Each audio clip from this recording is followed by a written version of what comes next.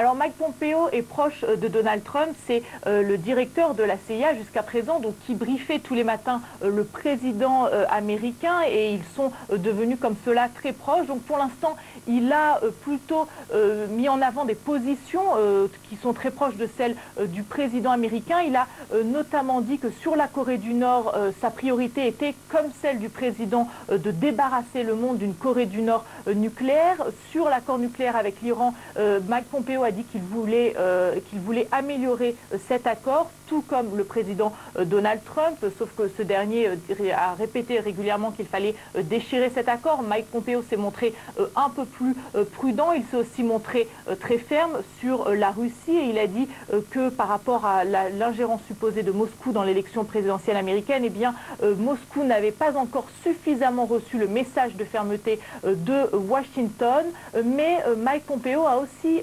et surtout voulu se défaire un peu de son image de faucon, de son image de va-t-en-guerre. Il a dit qu'il serait ferme mais qu'il ne serait pas justement va-t-en-guerre. Il a par exemple dit que tous les jours il voulait trouver des solutions pour ne pas mettre les vies des Américains en danger.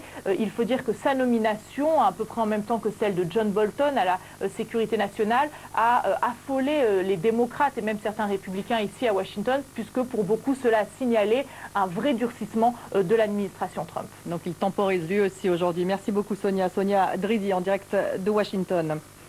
Emmanuel Macron a évoqué quant à lui des preuves de l'utilisation de l'arme chimique à Douma, mais il se décidera en temps voulu. Le président français s'est exprimé dans une longue interview avec Jean-Pierre Pernaut sur TF1. Je vous propose de l'écouter. Nous avons la preuve que la semaine dernière, maintenant près de 10 jours, des armes chimiques ont été utilisées, au moins du chlore, et qu'elles ont été utilisées par le régime de Bachar el-Assad. Donc à votre avis, ligne rouge franchie, et vous l'aviez dit, il y aurait une intervention, une riposte en tout cas occidentale. Vous en avez parlé avec Donald Trump? Oui. Tous les jours depuis le début de semaine, nos équipes travaillent très étroitement. Nous aurons des décisions à prendre en temps voulu, quand nous le jugerons le plus utile et le plus efficace. Et cette longue interview d'Emmanuel Macron, une interview d'1 heure, est la troisième du chef de l'État français depuis le début de son mandat. Il a répondu aux questions donc de Jean-Pierre Pernaut, vous l'avez vu. Syrie bien sûr, mais aussi SNCF, système de soins, CSG, dette et lutte contre le terrorisme. Emmanuel Macron est déterminé à aller au bout des réformes. Il s'est expliqué, il a fait de la pédagogie. On en parle avec notre invité, le journaliste Nicolas Prissette, auteur de Le